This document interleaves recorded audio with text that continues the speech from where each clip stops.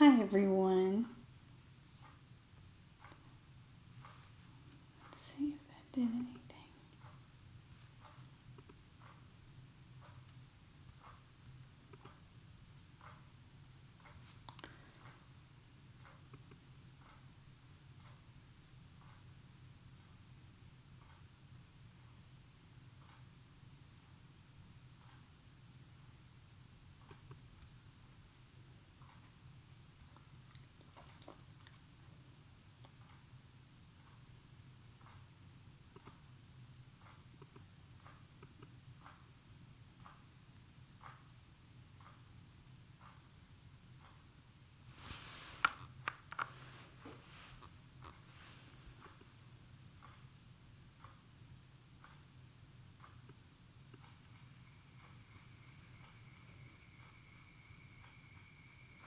Hi everyone. I want to.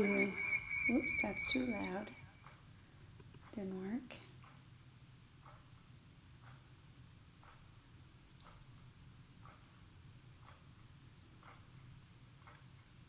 Hello.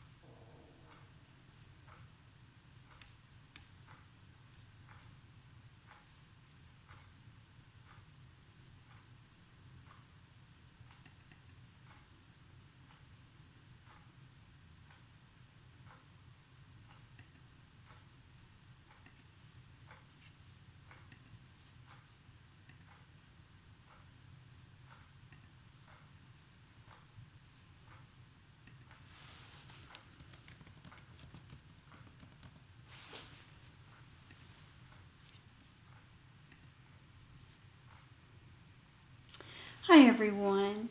I want you to see this practice exam, and hopefully you have taken it.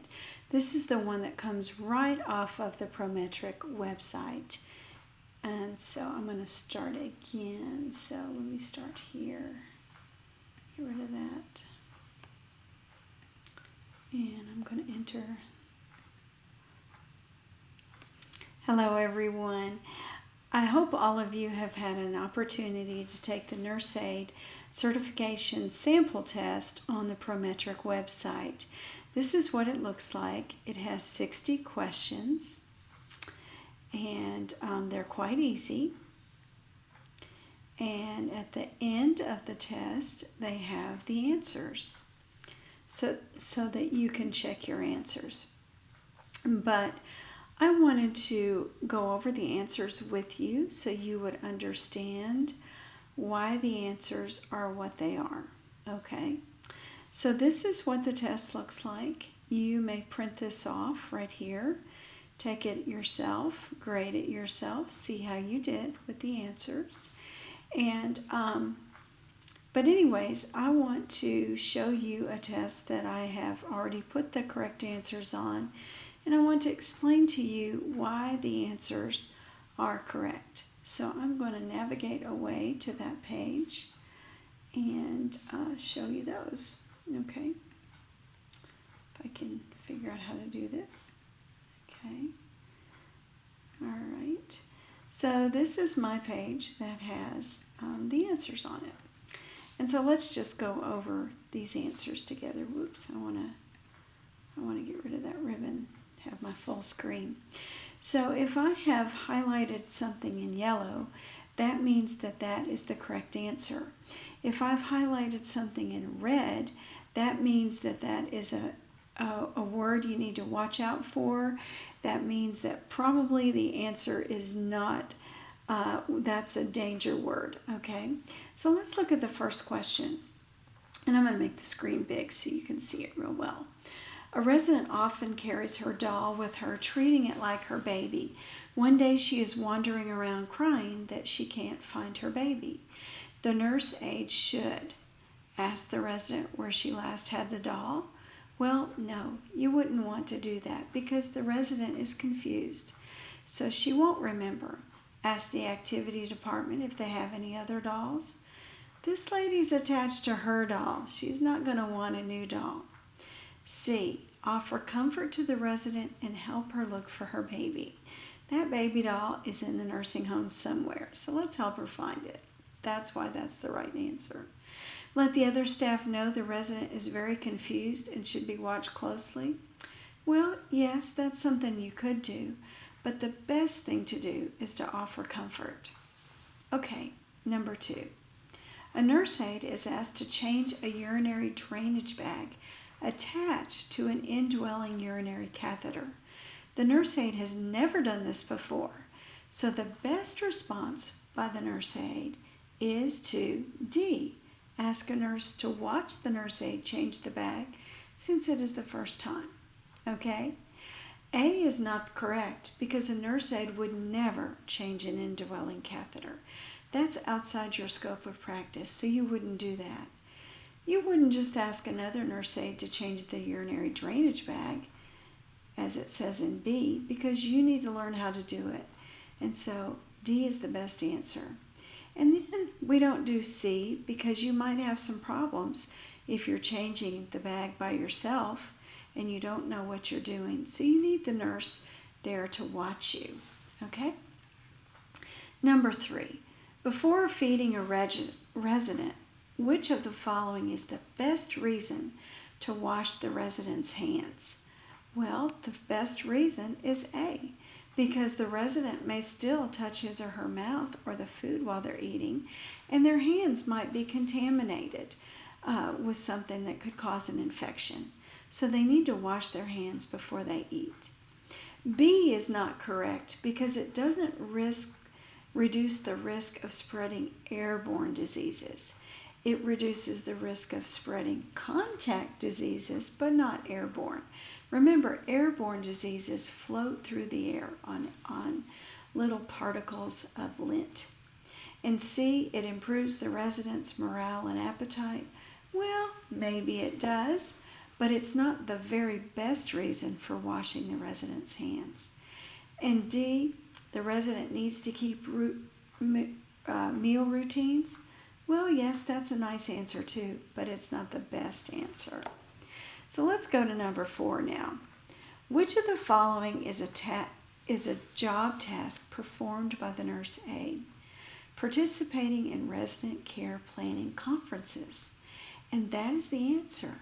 You do get to participate in the resident care planning conferences.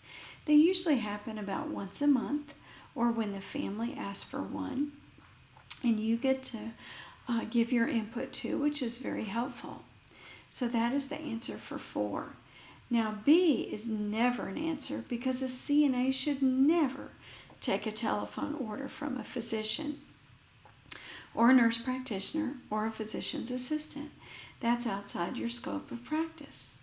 C is also outside your scope of practice. You never give medications. And D is also outside your scope of practice. CNAs never change sterile wound dressings. Okay, sterile is the key word there. Number 5, which of the following statements is true about the range of motion exercises? Well, A is not true because they're not done just once a day. They're done when they're ordered and according to the care plan. They're not B because they don't prevent strokes and they don't prevent paralysis. Okay? They may slow down a contracture, but they don't prevent a stroke for sure. And C, require at least 10 repetitions of each exercise. I don't think so. 3 to 5 is the norm, and the state goes with 3. D, they're often performed during ADLs such as bathing or dressing. Yes, that's the right answer. That's a good time to help with range of motion, whether passive or active range of motion. Number 6, while the nurse aide tries to dress a resident who is confused, the resident keeps trying to grab a hairbrush. The nurse aide should put the hairbrush away and out of sight. Well, if you're trying to brush their hair, it's going to be hard to do that. B, give the resident the hairbrush to hold. That's a good idea if they're trying to get a hold of it. Let them have it. C, try to dress the resident more quickly. Not really. You don't want to rush the resident. And D, restrain the resident's hand. Now here we have one of those bad words, restrain. That's why it's highlighted in red. That's not a good word. So remember these words that I'm saying are danger words. If it's highlighted in red, the state is not going to make it a correct answer. Okay? Number 7, a resident who is lying in bed suddenly becomes short of breath. After calling for help, the nurse aide's next action should be to ask the resident to take deep breaths. Well, they're already trying to catch their breath. B, take the resident's vital signs. Well, after you raise the head of the bed, you can do that. Elevate the resident's feet. No, that's what you do when someone is fainting. Okay? So when you find your resident and they're short of breath and they can't breathe, the first thing you always do is raise the head of their bed and then call for help, because that will help them catch their breath, to have the head of the bed raised. Number 8, a resident who has cancer is expected to die within the next couple of days. Nursing care for this resident should focus on providing for the resident's comfort. When someone is dying, that's what we do. We do comfort measures, and they're usually ordered by the doctor. A is a nice answer, helping the resident through the stages of grief. But when you're in the dying stage, when you're in your last couple of days, usually the patient is too ill to be working through those stages of grief. Now the family is, but the main objective during this time is the resident's comfort. Okay. As far as C goes, keeping the resident's care routine, such as bathing, more baths might be required when the resident's dying, because sometimes they're sweating. Sometimes they're more incontinent. Sometimes, they just need more mouth care. So it's not going to be as routine. It's going to be as needed, as often as needed. And giving the resident a lot of quiet time and privacy. Not necessarily. People don't like to be alone when they're dying. It's comforting to have people around. So we don't want to avoid a resident when they're dying. We want to be there and provide for their comfort. Okay? Number 9, when giving a bed bath, the nurse aide hears the alarm from a nearby door go off suddenly. The nurse aide should make the resident being bathed safe and go check the door right away. Okay? So that means we put the bed down to a safe level, and we make sure the patient is safe, and then we go check on, see who's trying to get out the facility door. We don't wait, as in A, because the resident that's trying to elope could be already down the street by then. And we don't report the alarm to the charge nurse. When that alarm goes off, it's everybody's first obligation to make sure that a patient doesn't get away and elope. Okay? So we don't stop the bed bath and go check on all the residents. We go to the door and check on the resident that is trying to elope. Okay? Number 10, gloves should be worn for which of the following procedures?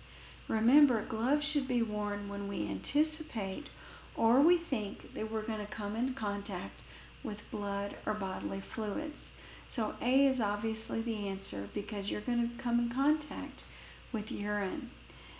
Only B would be correct if the patient had blood in their hair, okay? But it doesn't say that, so we can't assume that. So don't assume anything or read extra things into these questions, all right? Now, number 11, the part of the question, the stem that we want to focus on is when walking. Okay, so when we're taking a resident for a walk, when you're ambulating a resident, you're using a gait or transfer belt, and you put it around the resident's waist to provide a way to hold on to them while you're walking them, to sort of stabilize them. You don't wear it around your waist when you're walking them. You might wear it around your waist when you're not walking them, but not when you're walking the resident. You don't use it to keep the resident positioned in the wheelchair. That's not what it's for. You may use it to help the resident stand, but you're going to keep it on them while they're walking. So you're not going to remove it before walking. They're going to wear it while they're walking. Number 12, which of the following statements is true about residents who are restrained? Now we're talking about wrist restraints or posy restraints, vest restraints, and the answer is they are at greater risk for developing pressure sores because they're not able to move as much as if they were able to move when they're not restrained. Okay? B is incorrect because they are at higher risk for developing pneumonia because they can't move. Their posture and alignment is probably not improved because they can't move around, and they might even be trying to get out of those restraints. And they are not at risk for falling. Oh, yes, they are. If you restrain a resident, they are at risk for falling. They are at risk for injury. They are at risk for hurting themselves because a lot of them will try very hard to get out of those restraints. So now we're ready for number 13. A resident has diabetes. Which of the following is a common sign of a low blood sugar? Well, that's shakiness. Shakiness or trembling of the hands or the body, sweating, clamminess, cold, clammy skin. All of those should make you think low blood pressure, confusion, okay? When providing foot care to a resident, it is important for the nurse to check the feet for skin breakdown. That's one of the reasons we do foot care, because we want to check. We don't ever remove calluses or corns. That's dangerous. And we keep the water warm, not cool to prevent burns, warm, but we let the resident test it first. And we never apply lotion between the toes, okay? When feeding a resident, frequent coughing can be a sign that the resident is having dysphagia or difficulty swallowing, okay? If they continue coughing and they hold their throat, they're choking, okay? So this is just obviously a sign of difficulty swallowing. When a person is admitted to the nursing home, the nurse aide should expect that the resident will experience a sense of loss related to the life change. They're going to grieve. When they're admitted to the nursing home and they have to give up their home and their car, all their things at home, their time with their family, maybe their spouse still lives in the home and they are put in the nursing home by themselves. Maybe they're confused. They don't have their pet anymore. Everything's different, and maybe they have a new roommate and they didn't get to pick their roommate. They're going to grieve this, and that's a sense of loss, okay? So we should expect a new nursing home patient to be sad and angry and trying to ask them to go home often. They don't adjust quickly,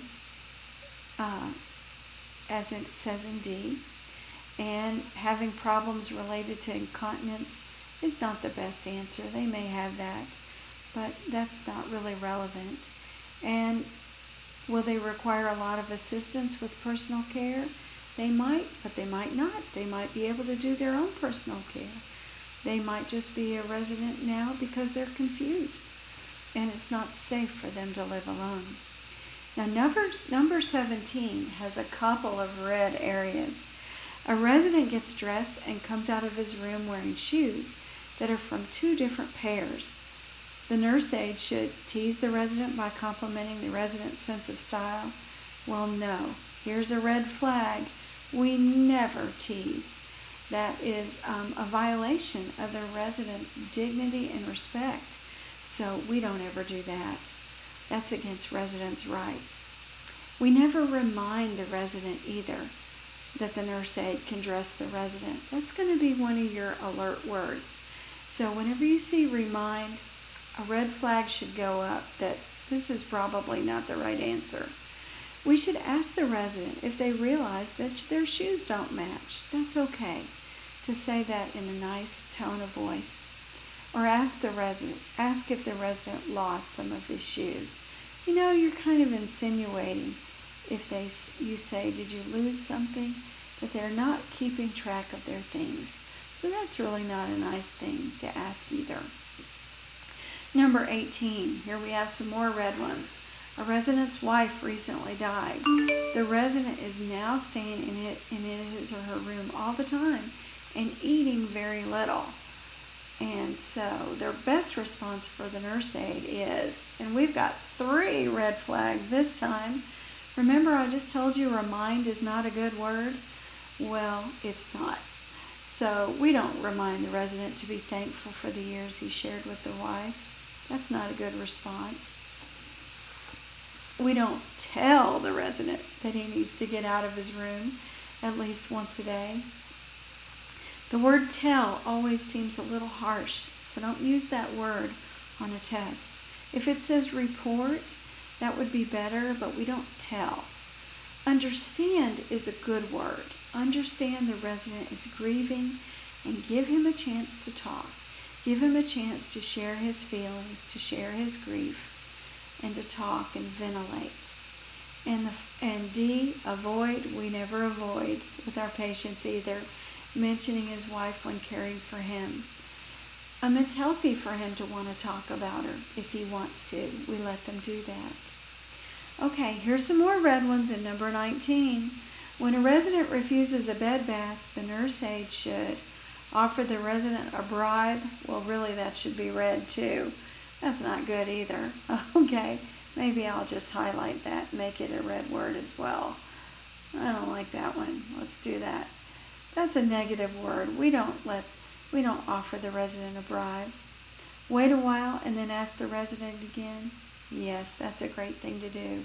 The resident might not even remember that they refused the bath a little while ago. Here's that word remind again. That's not a good word. Remind the resident that people who smell, oh, there's another not nice word. Don't have friends. That's just not nice. Tell the resident the nursing home policy requires bathing. No, we don't go telling people things, all right? Tell may not seem like a bad word, but in this context, for your state test, it is, okay? Number 20, when a resident is combative and trying to hit the nurse aide, it is important for the nurse aide to, the answer is D, step back to protect yourself from harm while speaking in a calm manner, okay? We would never show the resident that the nurse is in control, okay? That could be red as well, all right? I'll make that one red. Call for help to make sure that there are witnesses. Well, we're going to call for help, but not so they're witnesses. And then C, explain that the resident is not calm and a restraint may be applied. Well, C is a threat, and that is always wrong. That's also against residents' rights and can be considered abuse. So C would never be right. Okay, number 21. During lunch in the dining room, a resident begins yelling and throws a spoon at the nurse aide. This is pretty common, folks. The best response by the nurse aide is to remain calm and ask what is upsetting the resident. We always remain calm. That's our job to do that, okay? We don't begin removing all the other residents from the dining room. Once they've thrown the spoon, it's gone, right? They don't have anything else to throw, hopefully. We never scold. That's a bad word. We never scold, all right? So here we're looking for the best response, okay? The best response is to remain calm and ask. Removing the resident's plate, fork, knife, and cup so there's nothing else to throw. Sometimes you have to do that, but it's not the best response. It's not your first response. Okay? Now, number 22. Which of the following questions asked to the resident is most likely to encourage conversation? All right, now look at number A. Answer A for yourself. Are you feeling tired today? Well, that's a yes or no answer. So that doesn't encourage conversation. Do you want to wear this outfit? That's a yes or no answer also. Yes or no. So it doesn't encourage conversation either. What are your favorite foods? Well, that's plural. Well, I like ice cream, and I like strawberries, and I like pork chops, and I like applesauce, and I like chocolate pie. Okay? Those are favorite foods. That's open-ended. It encourages conversation. Is this water warm enough? That's a yes or no question. It does not encourage conversation. Number 23. When trying to communicate with a resident who speaks a different language than the nurse aide should use pictures and gestures. That's a great way to communicate.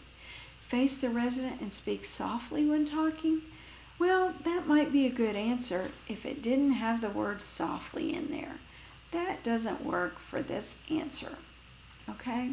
That's what makes that one wrong. All right? It's not a bad word, but it's just not the right word this time. Repeat words often if the resident doesn't understand. Well, that's not really going to help. And assume, that's a bad word. We don't assume things about our resident. We don't assume when the resident nods his or her head that the message is understood. Remember, some of our nurse aides or some of our residents just want to be agreeable, and they want to be positive, and they'll nod their head if they don't understand or if they can't hear you. Sometimes they will agree even though they shouldn't agree. While walking down the hall, a nurse aide looks into a resident's room and sees another nurse aide hitting a resident. The nurse aide is expected to enter the room immediately to provide for the resident's safety. A nurse aide should never, ever, ever, ever, ever hit a resident, okay? So your best answer is B. The state agency that inspects the nursing facility, well, it's not your job to do that. So A is not right. Wait to confront the nurse aide when he or she leaves the resident's room. No, your job is to protect that resident. You've got to go in there quickly and stop that resident from being hurt. And then D, check the resident for any signs of injury after the nurse aide leaves the room. You're going to do that, but first you're going to provide for that resident's safety. Now, number 25, before touching a resident who is crying to offer comfort, the nurse aide should consider B, the resident's cultural background. You see, in some cultures, it's not okay just to touch a person without their permission. It's not considered culturally appropriate. So always be sure before you touch somebody that it's okay with them, and it's okay with them culturally, okay? All right.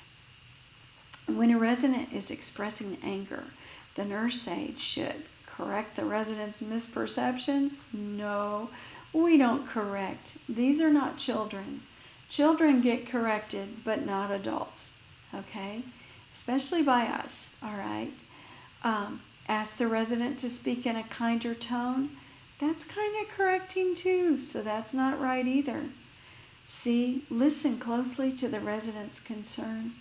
Yes, that's what we should do. There's a reason that resident is angry, and we need to find out why. Because maybe it's something easy that we can fix. Or D, remind the resident that everyone gets angry. Reminding, nope, not a good answer. Remember, that's a bad word, okay, when it comes to this test.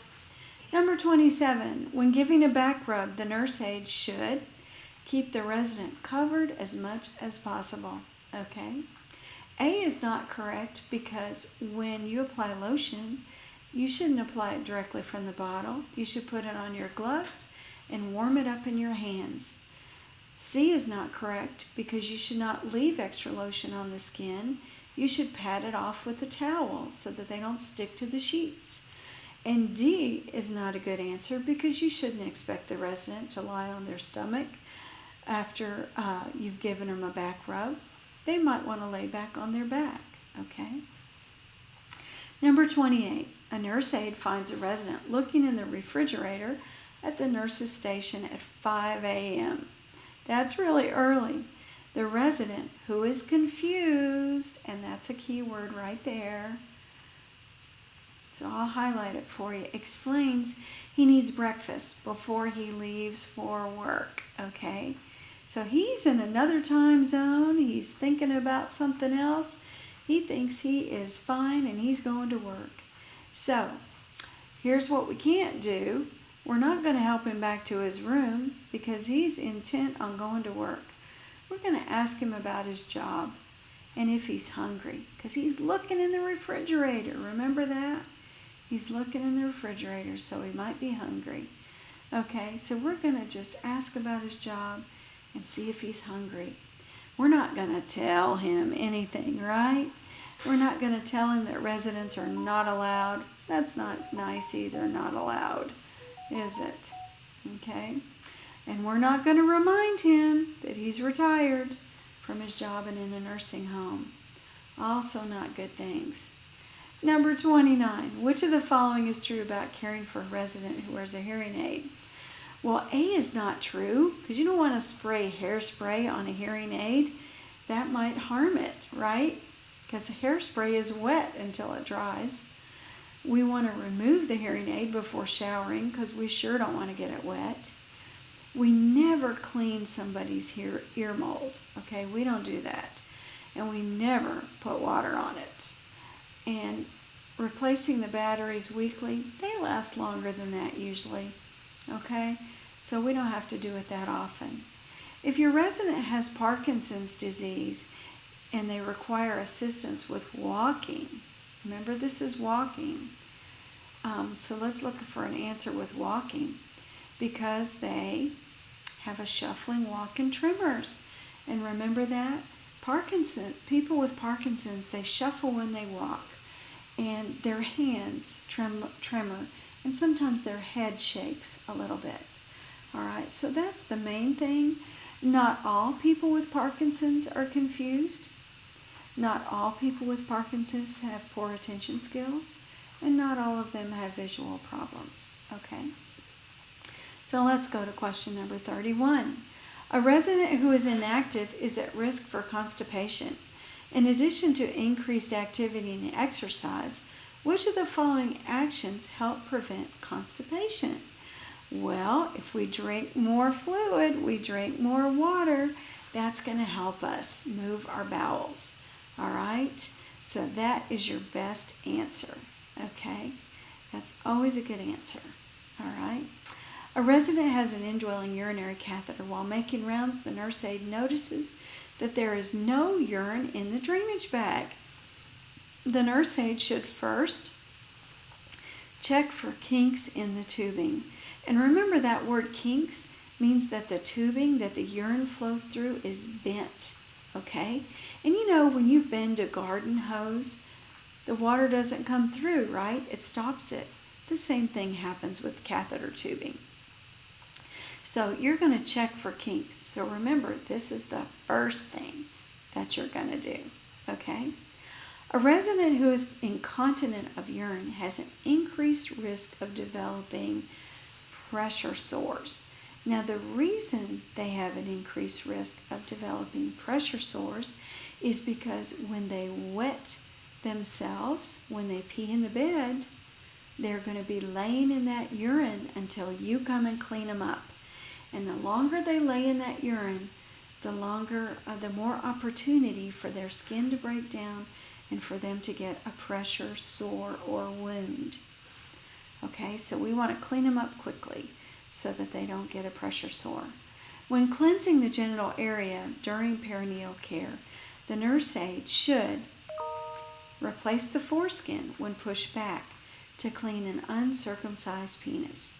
We always want it. If we pull that uncircumcised foreskin back and clean, we always have to pull it back down, or it can get stuck and cause a real problem for the resident. And they might even, have to have a surgical procedure done, or it can really damage the head of the penis. Okay, so we don't cleanse the penis with a circular motion starting at the base. We start at the tip and go to the base. So A is wrong. We never clean the rectal area first before the genital area. And we never use the same washcloth when we're washing and rinsing a female resident. Okay? We are going to change the area of our washcloth so that we don't introduce any bacteria into her urinary meatus. Okay? Which of the following is considered a normal age-related change? Well, as we get older, our bladders hold less urine. Okay? So that's a normal thing. Dementia is not normal. Contractures are not normal. And wheezing when we breathe is not normal. Okay? Number 36, a resident is on a bladder retraining program. Okay? So the nurse aide can expect the resident to have a schedule for toileting. That's because we're retraining. So every 2 hours, we're going to offer the resident an opportunity to use the bathroom. All right? That's the main thing. So this is a program which will have a schedule. All right?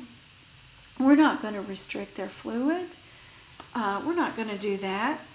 And we're hoping that they're not going to have to wear an incontinent brief. All right? We're trying to get them off of the incontinent briefs so that they can use the restroom on their own and wear regular underwear. All right? And we certainly don't want them to have to go back to a urinary catheter. Okay? Or into briefs. A resident who has stress incontinence, this means that when they laugh or they cough or they sneeze, that they may leak urine. Okay, so a lot of ladies who have this, it's mostly ladies, are going to wear a little pad or some kind of brief, all right? It doesn't require a urinary catheter, and it says should wear an incontinent brief at night. Well, no, mostly in the daytime. It could be any time, because you can laugh or cough any time of day or night, right? Okay, so that C is the correct answer. Needs toiling every 1 to 2 hours throughout the day. Well, that's not a bad idea, but it's not the best answer, okay? So really, this is more of a definition question, all right?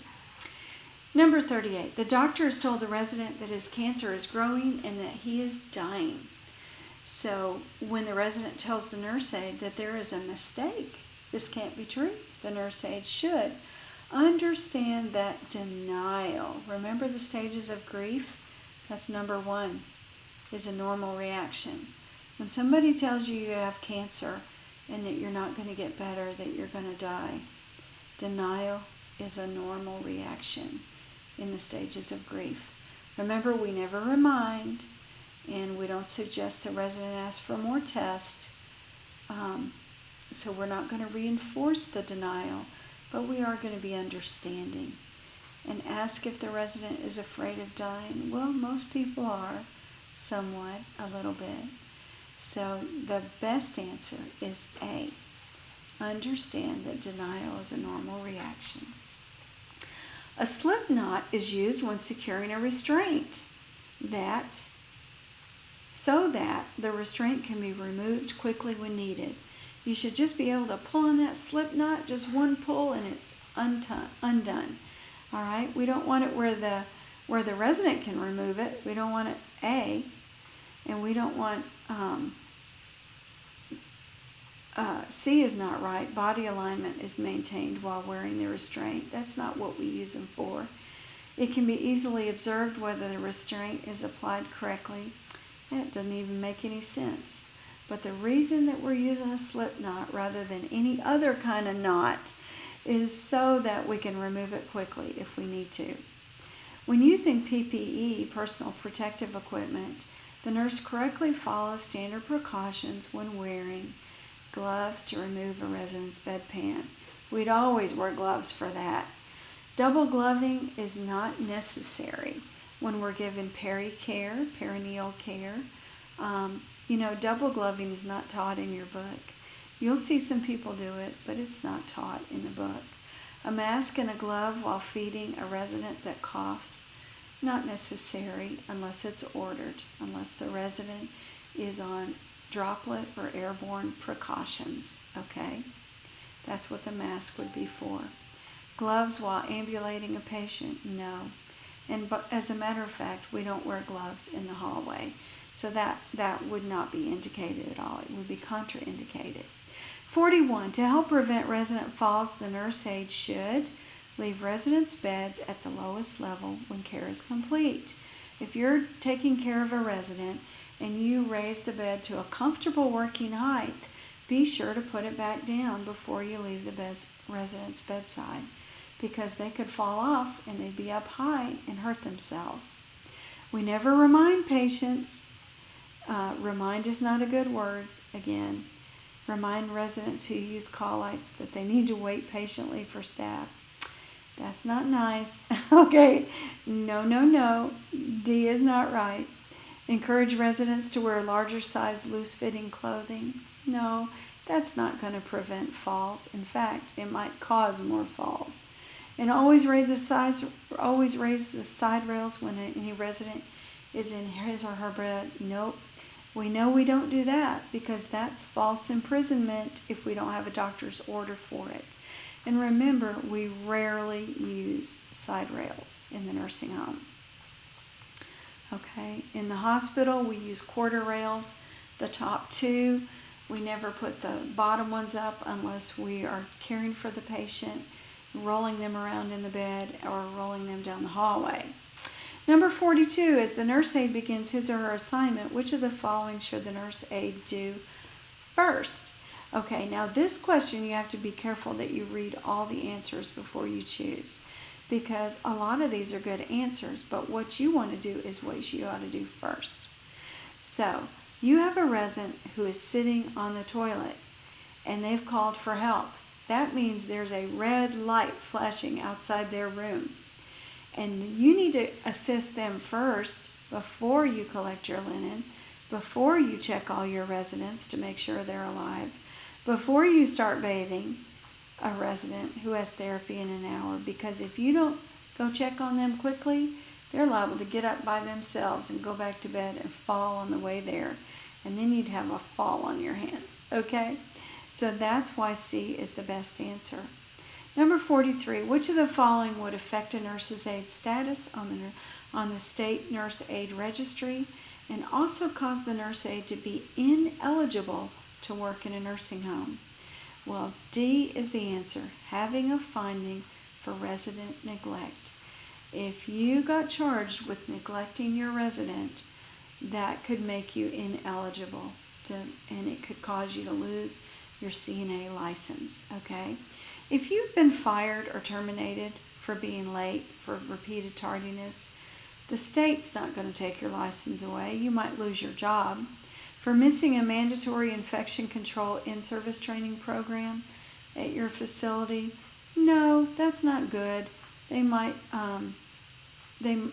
not let you keep your job, but they won't take your license away.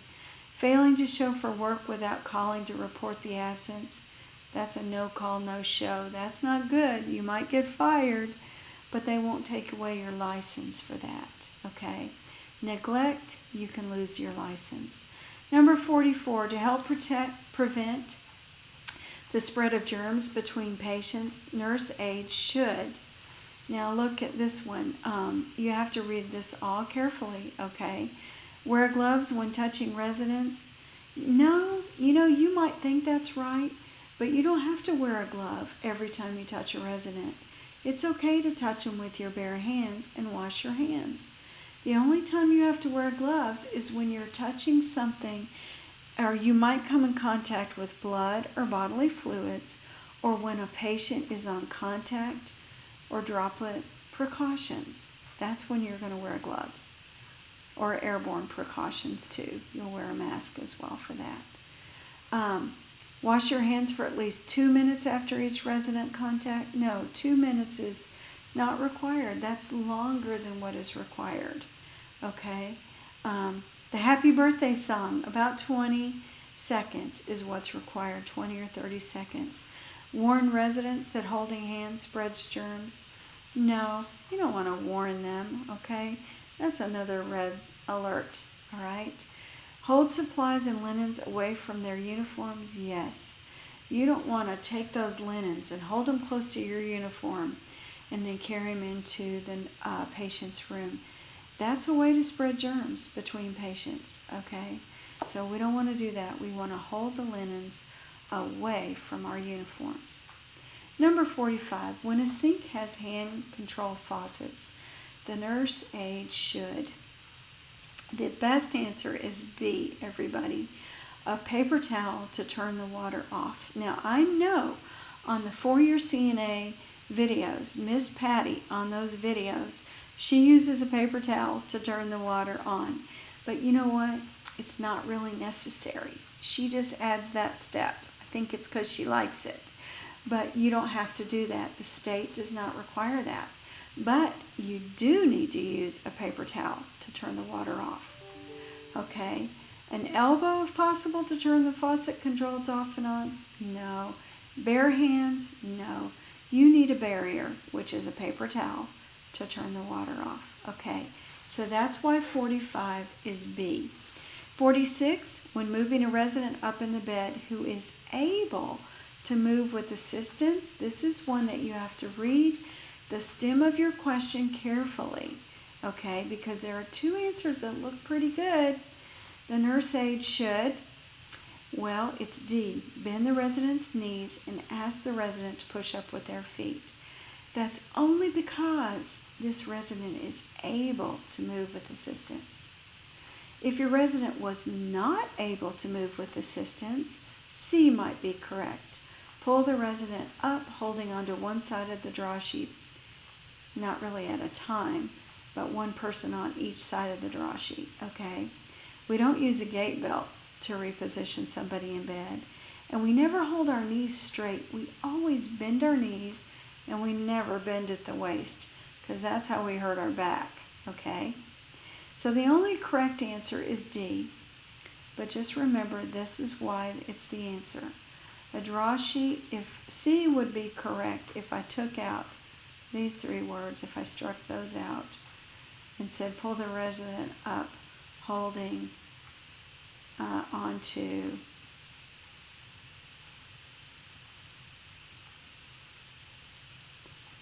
the draw sheet, if they were not able to move with resistance, okay? But that's not what this question asks, so I'm going to take those off, okay? I'm just showing you why C is not correct. 47. The resident's weight is obtained routinely as a way to check the resident's nutrition and health. By the time they get to the nursing home, they're not growing and developing anymore. And it's not about their adjustment to the facility, and it's not about their activity level. We're checking their weight to make sure they're getting enough to eat and that they're staying healthy.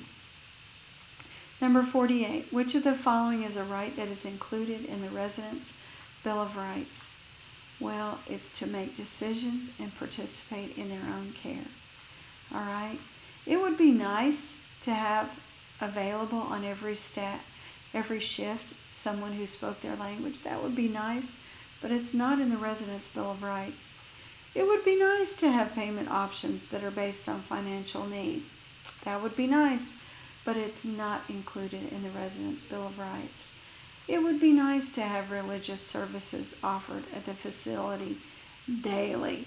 Usually that's not daily, maybe weekly, okay? But that's not always possible, so it's not part of the resident's Bill of Rights. But to make decisions and participate in their own care, that is part of the resident's Bill of Rights.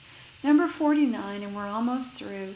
Which of the following is observed as a sudden change in the resident is considered a possible warning sign of stroke? And that's your key word right there, stroke, and it's slurred speech. If a person is having a stroke, their speech might become slurred. They might not be able to smile on both sides of their face. One eye might be drooping. They might not be able to talk at all. One arm or one leg might be weak. They might be weak all over, but sometimes it's affected on just one side of the body.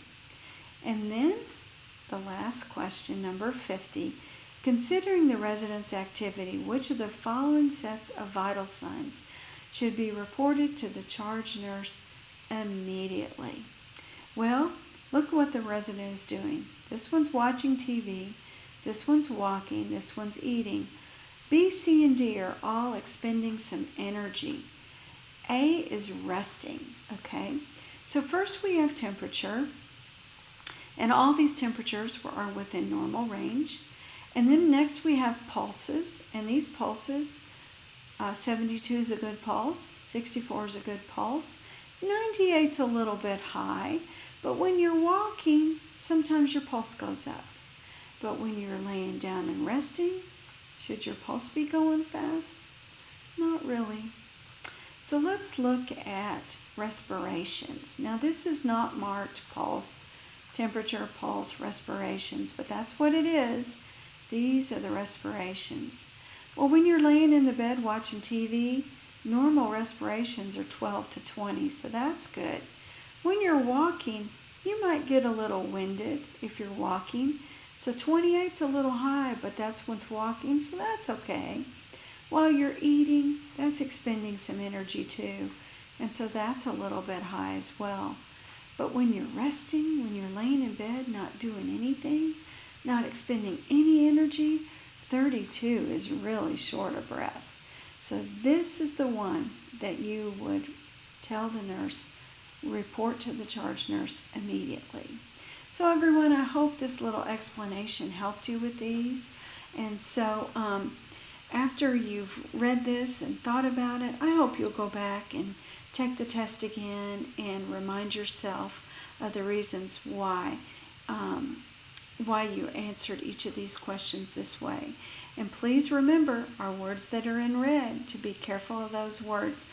Make yourself a list of the red words, okay? And avoid them when you're taking your state CNA test. Everybody, pass that test. Bye now.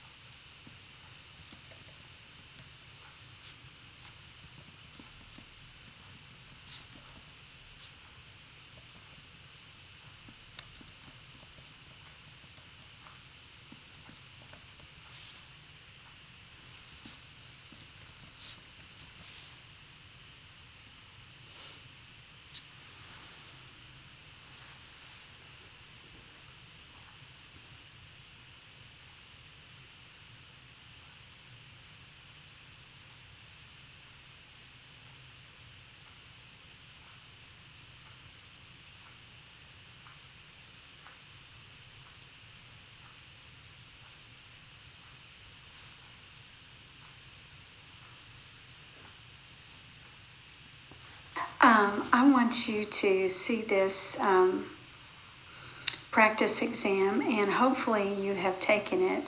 This is the one that comes right off of the Prometric website. And so I'm going to start again. So let me start here. Get rid of that. And I'm going to enter. Hello everyone.